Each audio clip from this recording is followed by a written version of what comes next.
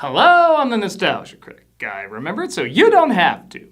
In honor of its 20th anniversary, it's 19th. I got a title card ready, let's just do it.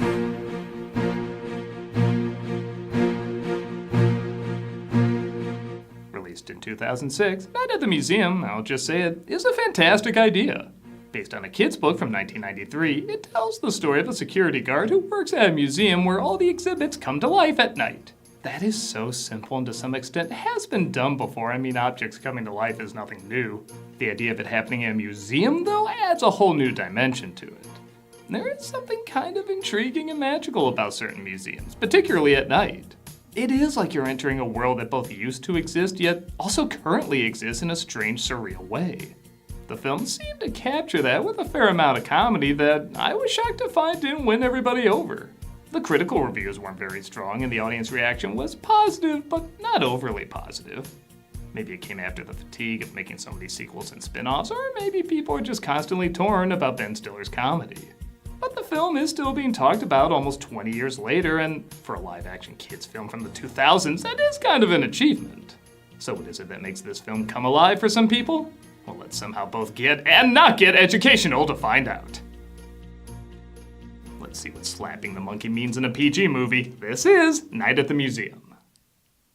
The film opens with Larry, played by Ben Stiller, who's having trouble getting a stable life so he can look after his kid, Nikki, after being separated from his wife, Erica. There he is. Hey. How are you, Larry? Good. How you doing, Don? Ben. Just getting ready to basically play your part in the first third of Ant-Man. She suggests Nikki shouldn't stay with him until he has his life together, but I don't know, this kid seems so disturbingly happy all the time, I don't think anything could dampen his spirits. What do you want to be? I'm a barn trader, what Don does. So what, you want to dress up in a monkey suit like an automaton robot? Sorry, I licked a toad before meeting up today. Larry finally gets a job as a museum security guard, where he meets Rebecca, played by Carla Gugino. Teddy Roosevelt, right? Yes, He was our 4th president, right? 26th. 26th. Hey, it's an American education. Feel lucky we know there's 83 stars on the flag. Ricky Gervais plays the museum director in a film that clearly didn't know how to use Ricky Gervais yet. Please don't touch the exhibits! I cannot tolerate this type of chaos. I mean, this is a museum. You know nothing about the real world. Most of you spent less time in school than Greta Thunberg. And Dick Van Dyke plays Cecil, the head of security, being replaced by Larry. They want to replace us with one new guy. Oh, sorry. Well, what are you gonna do?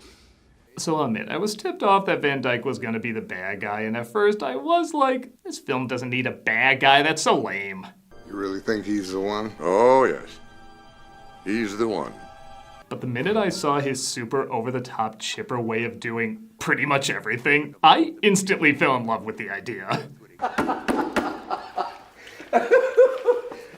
Seriously, though, no fooling around in here.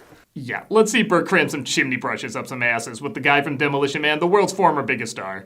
Gus! Where is he? I'll beat him with my fist! That is literally how Mickey Rooney reacted when they woke him up. They just kept in the movie. He looks like a weirdie. Do you want the job or not, Snack Shack? Like listening to a Twilight Zone commentary. Do you remember much about this episode? No, I don't remember We're anything. watching it together for the first time. I don't care. The younger audience doesn't want to see that's this. that's who's watching this. No, it isn't. Yes, They're watching sexy things. Cecil gives them a tour of the museum. Oh, monkeys. I love monkeys. You clearly haven't done enough kids' films. He starts his first night.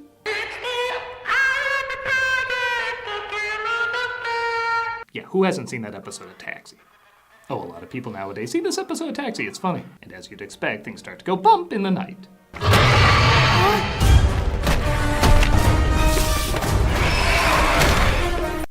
Looks more real than the Jurassic Park sequels.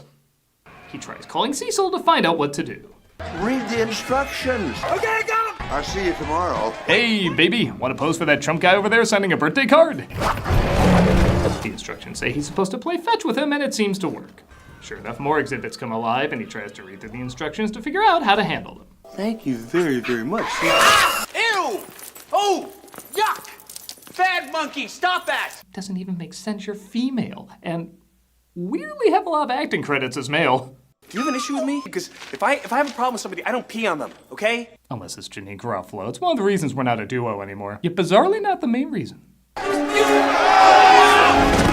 He's also attacked by tiny models, one of them being Jedediah, played by a strangely uncredited Owen Wilson. Stop the train, please. It's a big no-can-do, Cracker Jack.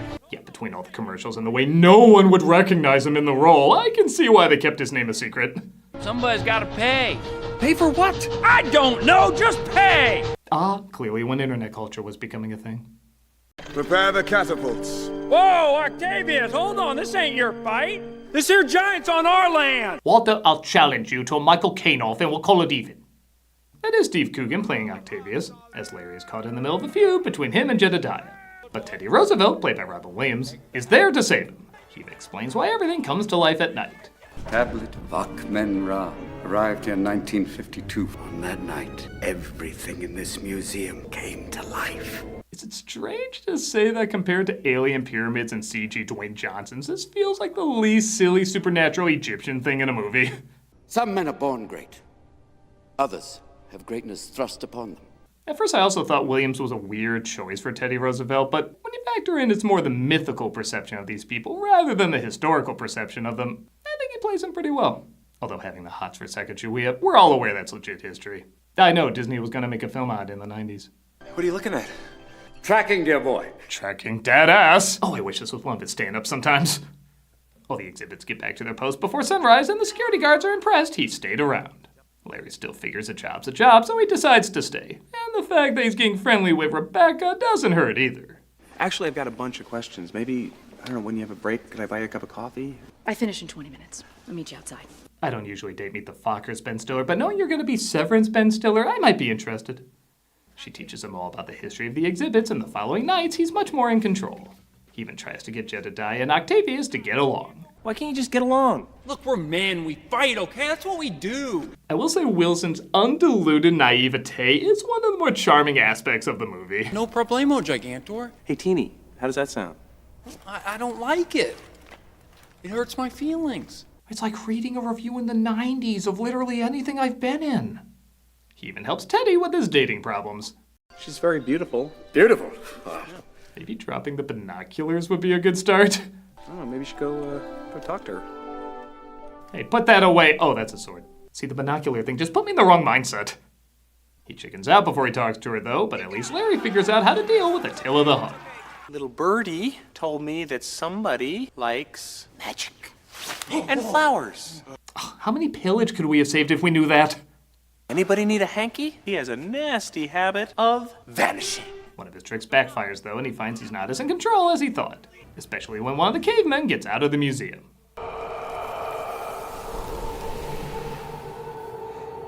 No, the funny thing is, I had a feeling that guy was my ancestor. Larry decides to let his son in on the secret of the museum, and when he finds out Rebecca is writing a dissertation on Sacagawea, he of course tells her the museum comes alive. It goes exactly how you would think. Everything in this museum comes to life. Make fun of the history geek. No, I'm not making fun of you, Rebecca. What right would I have to make fun of you? I was in Nutcrackers! His son stays with him, though, and if you've ever seen The Mask, you know what's coming, and it's not as good as The Mask. Dad, are you okay? Texas, come on. Texas, come on. Get on, Texas. Woo! Get on, Texas. Dad, whatever your fetish is, leave me out of it. The reason it doesn't work is because the tablet is gone, and it looks like Cecil and the other guards are stealing it. Just turn the middle piece, you'll see what I was talking about. That is museum property, son. Now give it back. Nikki, trust me. Nikki activates the tablet, though, while Larry gets his ass supercalifractured. I'm sorry, Jackie Chan Dyke is pure cinematic treasure. The three of us realized that, like everything else in this museum, we got new life at night. Ah, so being younger, Larry should be a lot stronger. He doesn't seem a lot stronger. They take the tablet away and lock them inside, but Teddy arrives to save them. Whoa. Theodore Roosevelt at your service. I'll say this, most movies would have the kid think Larry was lying for a lot longer, and I'm glad it's only for like a minute. I know it's a small thing, but it is refreshing. Teddy, though, it seems like, isn't able to help.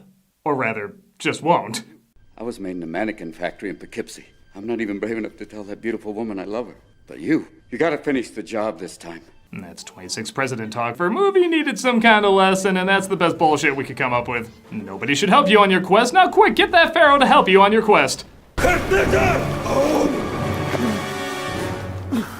You would not believe how stuffy it is in there. Rami Malek plays Akhmen-Ra, and they of course decide to help each other out to get the tablet back. But first, they have to get the museum under control.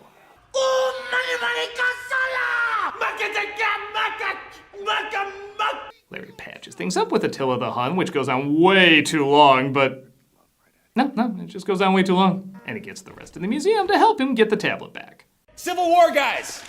Head over to the planetarium wing. Columbus, take the Neanderthals and do a sweep from invertebrates all the way through reptiles. Right, kill or enslave them all. Got it. The exhibit stopped the guards from robbing the place, but Cecil still escapes with the tablet. So they use Sacagawea to track him. He went east, but he lost control and crashed. How can you tell that? He also got sliced in half. How do you know that? Oh. Cecil grabs a carriage and continues to flee as Teddy saves Sacagawea from it. You saved me. You're worth saving, my dear. Oh, that's problematic. Sheesh, you sound like a message board for the second movie. They chase after Cecil through not exactly the best green screen effects, but what do I care? Van Dyke is having so much fun being the villain. Give me the tablet, Cecil! Can't do it, son! Pull over! It ain't gonna happen. Moving on. He makes me wish he was the next Magneto. Like, it wouldn't make sense, but Christ, it would be entertaining. Larry manages to stop the carriage and hand him over to Attila. No limericking, okay? Mikaka? Makikaka. Let's just say it might only be called the Van Dyke Show from now on. And they get everyone back in the museum just in time for Rebecca to see. I think she has a few questions she wants to ask you. What would you like to know? Well, I mean, I don't know where to start. Is that you on the Land O'Lakes box or what? Even Jedediah and Octavius survive the adventure.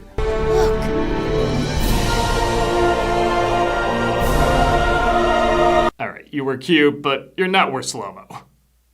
Though Larry gets everyone back, he figures this is gonna be his last night because the rest of the museum is trashed and he can't clean it up in time. And it's farewell, my friend. Nick! Just reminding myself you're in this movie. The museum director is impressed, though, that the supposed publicity stunt he pulled off last night is getting more attention to the museum. And what's the year again, 2006? Oh yeah, legally they had to end with a dance party.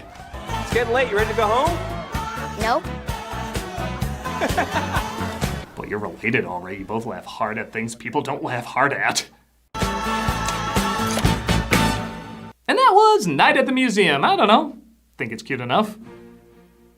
I don't think it's an amazing kids film, but it does capture the creative atmosphere and environment of being at a really good museum when you're a kid. I mean, yeah, museums can be boring if you're younger, but this film is like finding those one or two exhibits you knew kind of spoke to you. There was something about it that was hard to explain, but somehow you made a connection, and parts of this film are like that. Its humor isn't hilarious, but it's silly and gentle enough to work in some chuckles for kids and adults. It works in a lot of cliches and tropes of kids' films at the time, but it mainly focuses on just the fun parts and not the meandering moments that usually drag films like this down. It always keeps lively and moving without feeling pandering or insulting. It's just a nice little flick.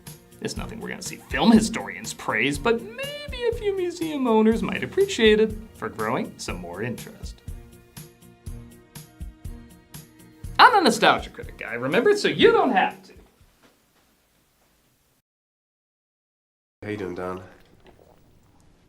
Ben.